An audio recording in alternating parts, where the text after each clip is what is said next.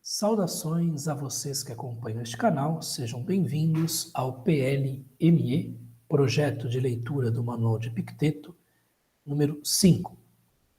Dando prosseguimento a esta série, falaremos hoje do quarto capítulo do manual, ou Enchiridion, de Epicteto, ou ainda da seção de número 4. Como sempre, nós faremos uso da tradução de Aldo Dinucci e Alfredo Julian, publicada pela primeira vez em 2012 e que está disponível em domínio público e para consulta de todos no site Internet Archive. Então, sem mais delongas, vamos entrar na leitura e no comentário deste trecho do Manual de Epicteto, que nós temos o capítulo 4, ou a seção de número 4, que diz o seguinte: quando estiveres prestes a empreender alguma ação, recorda-te de que qualidade ela é. Se fores aos banhos, considera o que acontece na sala de banho. Pessoas que espirram água, empurram, insultam, roubam. Empreenderás a ação com mais segurança, se assim disseres prontamente: quero banhar-me e manter a minha escolha segundo a natureza. E do mesmo modo para cada ação. Pois se houver algum entrave ao banho, terás à mão que eu não queria unicamente banhar-me, mas também manter minha escolha segundo a natureza, e não a manterei se me irritar com os acontecimentos. Em uma outra versão da tradução do próprio Dinucci, nós temos algo bastante semelhante, apenas algumas mudanças. 4. Quando estiveres para empreender alguma ação, recorda-te de qual é a sua natureza. Se fores aos banhos públicos, considera o que acontece na sala de banho. Os que atiram água, os que se esbarram, os que insultam, os que roubam. Da seguinte maneira, empreenderás a ação com mais segurança. Se disseres prontamente: quero banhar-me e manter minha vontade de acordo com a natureza. E da mesma forma para cada ação. Pois, desse modo, se algo acontecer fazendo obstáculo ao banho, tenha à mão que eu não quero unicamente banhar-me, mas também manter minha vontade de acordo com a natureza. Mas não farei isso se me irritar com os acontecimentos. E na tradução do professor José Rodrigues Seabra Filho, eu posso citar uma ou outra parte, sem incorrer em infração contra os direitos autorais, está o seguinte: quando estiveres prestes a aplicar-te a alguma ação, lembra-te de que qualidade é a ação. Caso saias, havendo de banhar-te, lança diante de ti o que acontece no banho, os esguichantes, os empurrantes, os insultantes, os roubantes. E assim mais seguramente te aplicarás à ação, se disseres imediatamente: quero banhar-me e manter minha vontade num estado conforme a natureza. E igualmente de cada ação. Assim, pois, caso para banhar-te ocorra algum impedimento, estará à mão. Mas eu não queria isso somente, mas também ter conservado minha vontade num estado conforme a natureza. Não a conservarei, porém, se me irrito contra o que acontece. Então nós vemos que há alguma variação, entre as três versões que eu acabei de ler, e algo bastante importante é que a primeira versão, de Dinucci e Julian, de 2012, usa o termo escolha, e as outras duas versões usam o termo vontade, ok? Vontade costuma traduzir termos gregos como boulesis e boulema. Aqui nós não temos propriamente vontade, nós temos o termo prohairesis, que de uma maneira, digamos assim, mais literal, mais aderente ao significado primeiro, quer dizer algo como faculdade de escolha, poder de escolha.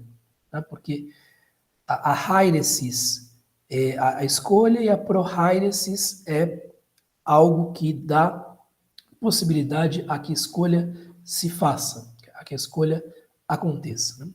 Este é um termo central na filosofia de Epicteto.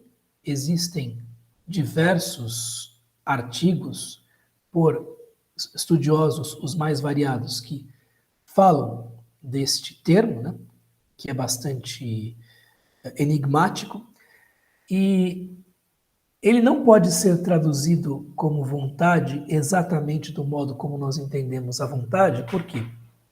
Porque nós temos a tendência de ver a vontade como algo separado do intelecto.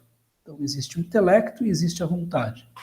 E isso explicaria, em termos, digamos assim, de uma psicologia popular, por que é que certas pessoas entendem o que é o bem e o que é o mal, mas não têm força de vontade para agir de acordo com o bem e evitar aquilo que é mal. Então, haveria uma dissociação, ou pelo menos um distanciamento entre o intelecto, sobretudo compreendido o intelecto das noções éticas e morais, e a vontade que levaria à ação ou não levaria à ação.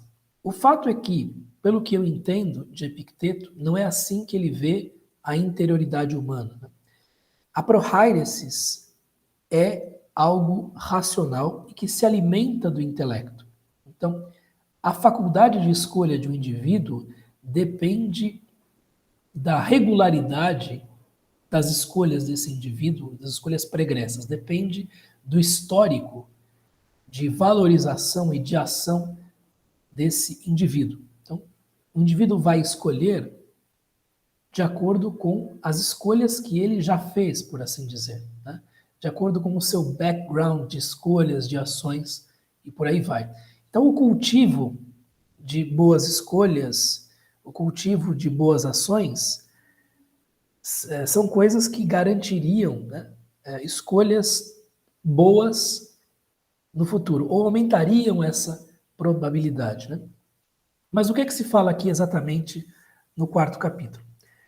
Quando estiveres prestes a empreender alguma ação, quando você estiver pronto para fazer alguma coisa, recorda-te, novamente aqui, a ideia de recordar-se, de lembrar-se, né, de que qualidade ela é. Então, você vai fazer alguma coisa. Pense no que é esta coisa. E pense em todas as circunstâncias que envolvem esta coisa. E aqui ele dará um exemplo, o mais banal possível para um romano. Né? Se fores aos banhos públicos, às casas, né, que havia para que as pessoas se banhassem. Considera o que acontece na sala de banho. Então, pense em todas as coisas que são usuais nesse lugar. Né? Então, pessoas que espirram água, empurram, insultam e mesmo roubam. Né? Você deixa lá a sua toalha e alguém pode levá-la embora. Então, existem pessoas que serão desagradáveis, molestas, que serão, enfim, que não serão educadas, né, neste local. Né? Então, pense em todas essas coisas.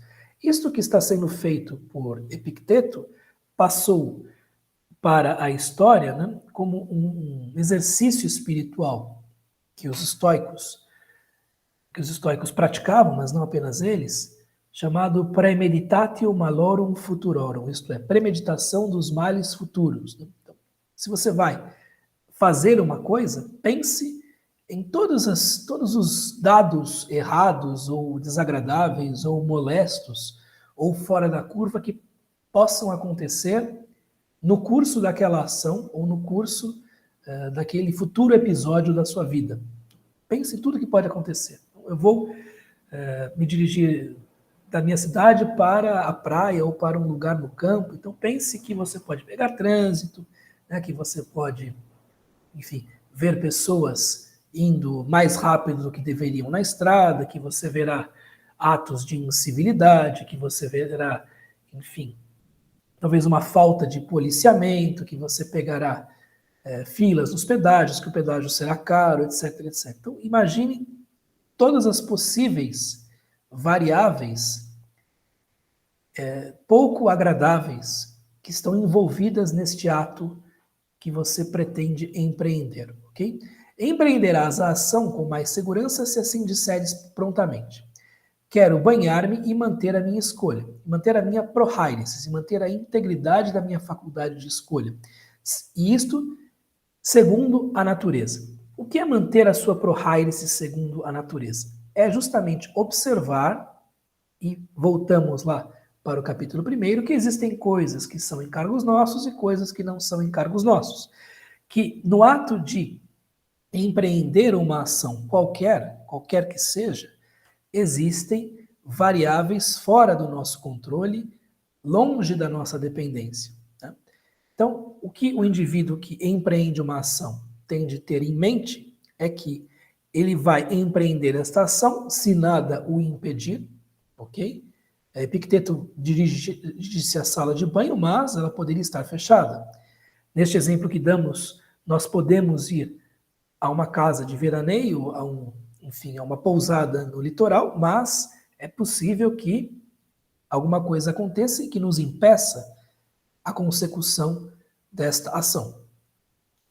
E o que nós devemos querer também, né, o que nós devemos anelar também, é justamente manter a prohairesis, a faculdade de escolha segundo a natureza, isto é, entender que, não importando qual seja o resultado da ação, o efeito da ação, os efeitos práticos da ação, é possível sempre manter a faculdade de escolha, prohairesis, ou, entre algumas aspas, vontade, segundo a natureza. É possível estar tão educado, interiormente falando, a ponto de compreender que a cada ação que tomamos, o que mais importa não são tanto os resultados desta ação, ou a consecução mesmo desta ação, mas justamente nós mantermos uma compreensão acerca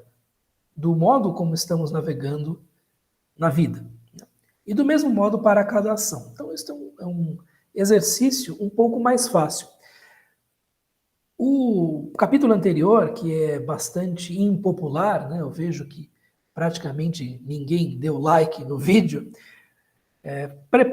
propõe, né, uma premeditação de males futuros num nível, digamos assim, muito mais denso e difícil e verdadeiramente desagradável, né, porque ali está em jogo a finitude das pessoas à nossa volta. É também um tipo de premeditação de males, bastante mais difícil. Aqui nós temos algo mais simples, mais fácil. Então, farei qualquer coisa, vou tomar um ônibus, o ônibus pode estar lotado,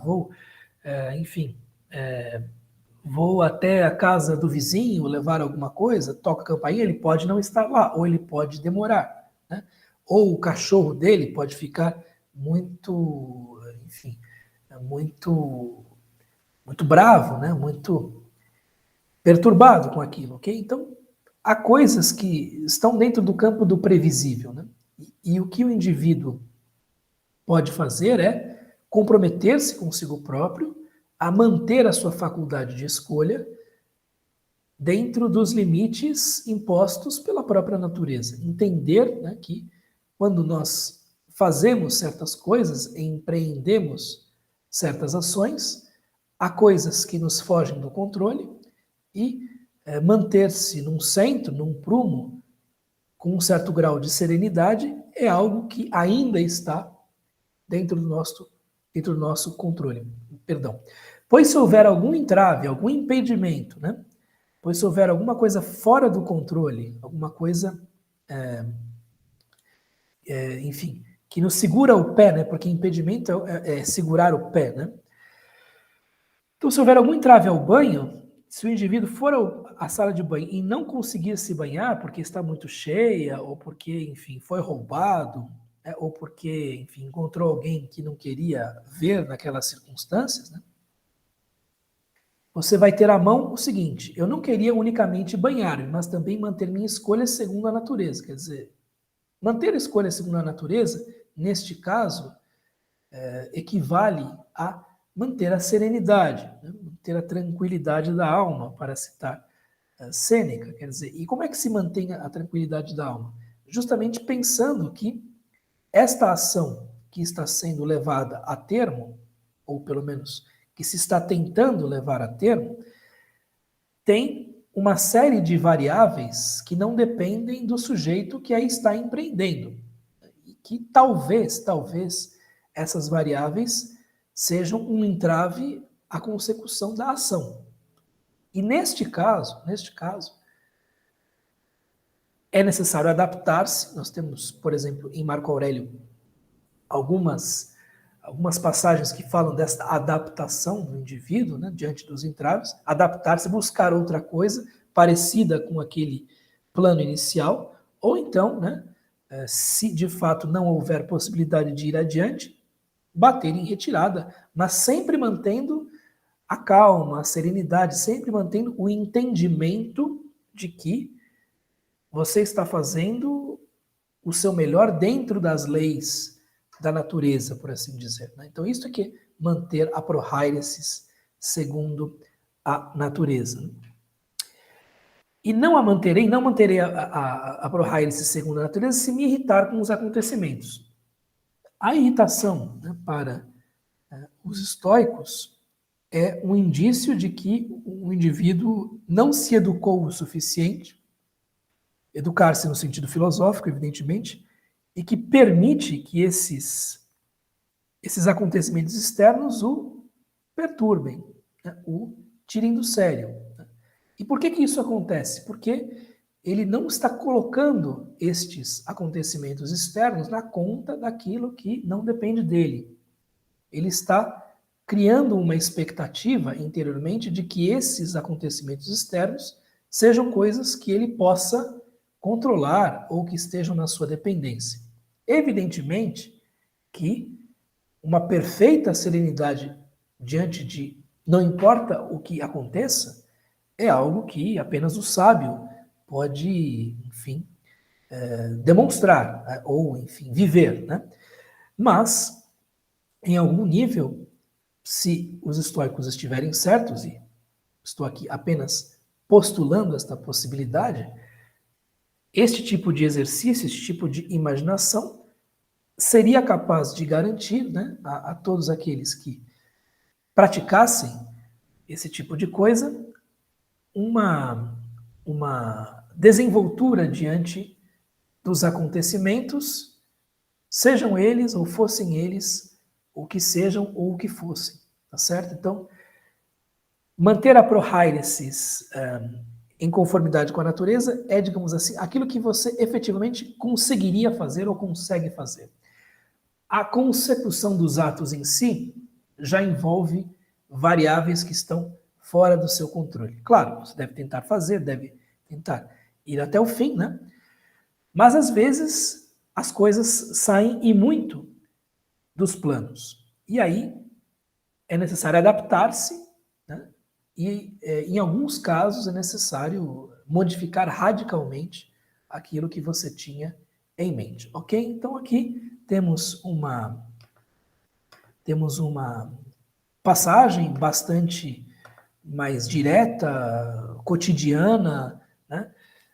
Sem aquele ar um pouco fatalista ou tétrico que a passagem anterior, de número 3, pode comunicar, mas fundamentalmente, né, em ambas as passagens, tanto na terceira quanto na quarta, tanto o terceiro capítulo quanto o quarto, está se falando da possibilidade de um indivíduo antever, para preparar-se, né, antever certos acontecimentos fora do seu controle e que não são os mais agradáveis, né, para que ele se sinta preparado a enfrentar essas coisas ou coisas parecidas, caso e quando elas se apresentem. Então, este é o sentido da premeditação de males futuros, que está sugerida, delineada no capítulo 4 do Manual de Epicteto. Então, antever o que pode acontecer em determinada situação, para não ser pego de surpresa, e assim